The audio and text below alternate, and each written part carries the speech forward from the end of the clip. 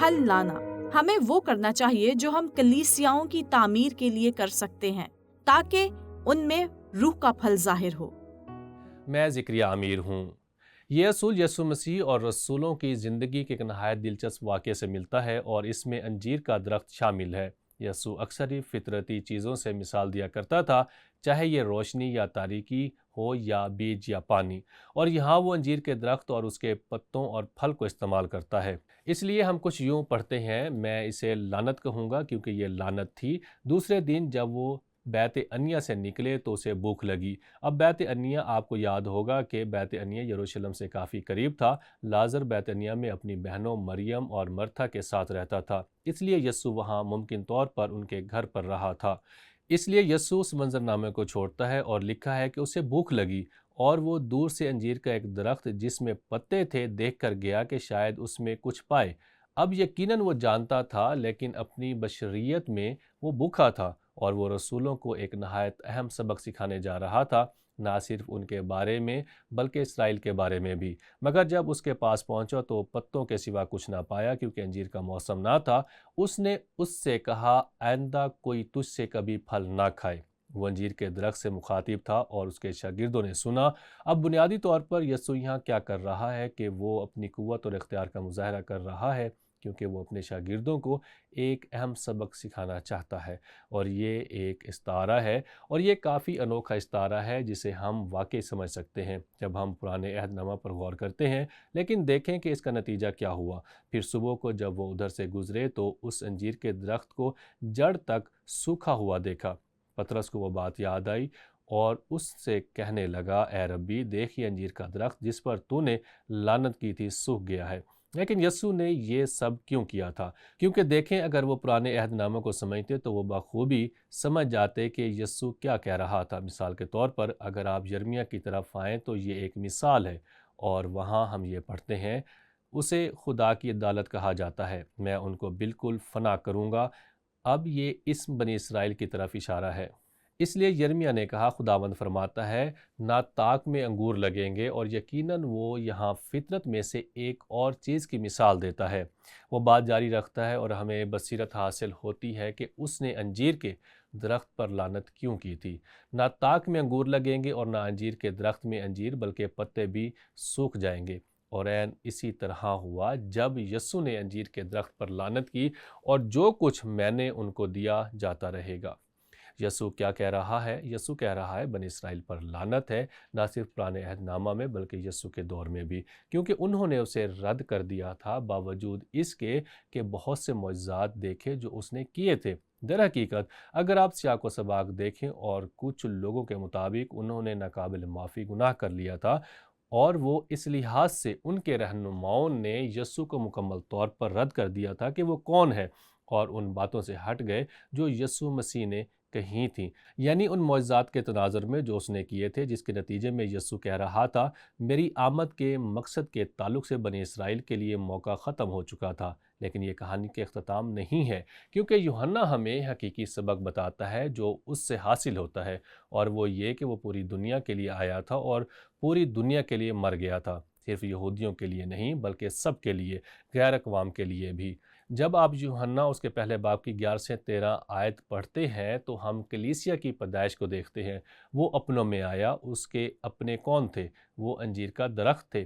یہ وہ تھے جن کو خوبصورت پتوں کی طرح پھل بھی لانا تھا اور لوگوں پر خدا کے فضل کو ظاہر کیا، لیکن انہوں نے قبول نہ کیا۔ انہوں نے یسوع کو رد کر دیا۔ وہ اپنوں میں آیا لیکن اس کے اپنوں نے اسے قبول نہ کیا، اور یہاں یسوع فتح کے ساتھ ایک مثال دے رہا ہے، لیکن جتنوں نے اسے قبول کیا۔ یہاں اشارہ یہودی اور غیر اقوام دونوں کی طرف ہے، لیکن جتنوں نے اسے قبول کیا، اس نے انہیں خدا کے فرزند بننے کا حق بخشا، یعنی وہ جو اس کے نام پر ایمان لاتے ہیں، وہ نہ خون سے، نہ جسم کی خواہش سے، نہ انسان کے ارادہ سے، بلکہ خدا سے پیدا ہوئے۔ اور یہاں وہ نئی پیدائش کے بارے میں بات کر رہا ہے۔ جب ہم مسیح کے پاس آتے ہیں اور ہم ایک نئی حیثیت اختیار کرتے ہیں جس کا آغاز خدا نے خود 2000 سال پہلے کیا تھا۔ ہم ایک خوبصورت تصویر کو دیکھتے ہیں کہ ہمیں پھل کے اعتبار سے کیا کرنا ہے تاکہ روح کا پھل لائیں، اور یہاں پولس گلاطیوں 5 باب میں اس طرف توجہ دلا رہا ہے۔ یہاں وہ مجموعی طور پر بات کر رہا ہے ہم سب کے بارے میں ایک ساتھ، لیکن روح کا پھل محبت، خوشی، اطمینان، تحمل، مہربانی، نیکی، ایمانداری، حلم اور پرہیزگاری ہے۔ ایسے کاموں کی کوئی شریعت مخالف نہیں۔ دوسرے لفظوں میں مسیح کے آنے کے نتیجے میں اس کے اپنے ہی لوگوں نے اسے رد کیا بطور قوم، اور یوں پوری دنیا کے لیے دروازہ کھل گیا تاکہ یہودی اور غیر قوم دونوں ہی مسیح میں ایک ہوں۔ جب ہم مسیح میں بڑھتے ہیں یعنی روح القدس کے قوت کے وسیلے سے، تو ہم روح القدس کے پھل کو منعکس کرتے ہیں۔ یہ ایک اور استعارہ ہے جو کہ انجیر کے درخت کی مثال سے ہی نکلا ہے۔ ہم روح کا پھل پیدا کر سکتے ہیں، اور وہ فہرست دیتا ہے کہ روح کا پھل کیا ہے۔ اس لیے یہاں عمل اطلاق کے لیے ایک اچھا سوال ہے۔ ایسا کیوں ہے کہ کچھ کلیسیائیں بے پھل قسم کی سرگرمیوں اور مردہ رسومات کو منعکس کرتی ہیں جو کہ بنی اسرائیل کے اندر بھی موجود تھیں؟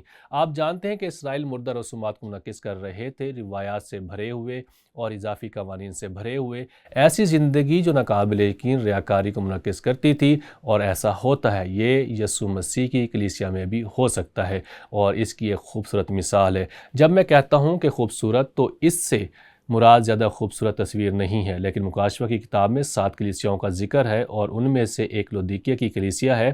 یسوع نے یوحنا کے ذریعے اس کلیسیا کو خط لکھا، اور اس شہر کے تعلق سے کچھ معلومات ہیں۔ لودیکیا ایک بہت بڑا شہر تھا، لیکن اس میں ایک کلیسیا بھی تھی، اور یسوع نے اس کلیسیا کو لکھا۔ اس نے یوحنا سے کہا، کلیسیا کے فرشتہ کو لکھ، یعنی لودیکیا کی کلیسیا کے رہنما کو، جو آمین اور سچا اور برحق گواہ ہے۔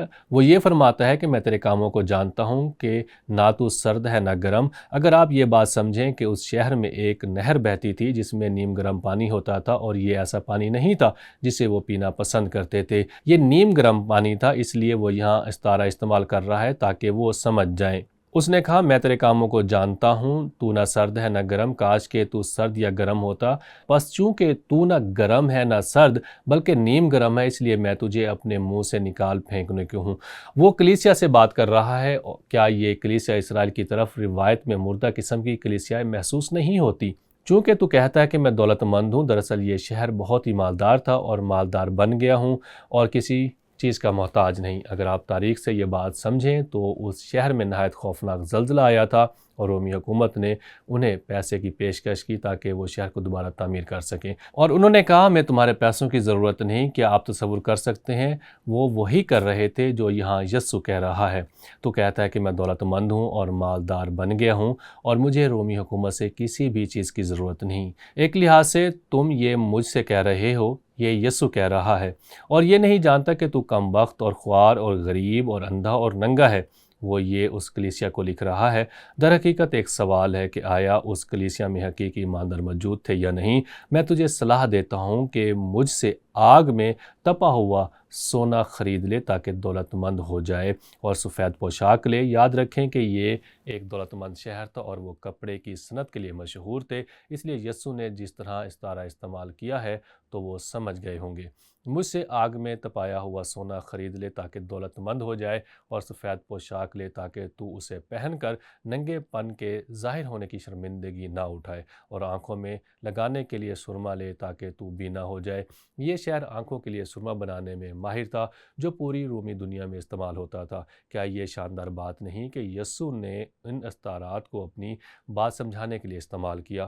میں جن جن کو عزیز رکھتا ہوں ان سب کو ملامت اور تنبیہ کرتا ہوں، پس سرگرم ہو اور توبہ کر، دیکھ میں دروازے پر کھڑا ہوا کھٹکھٹاتا ہوں۔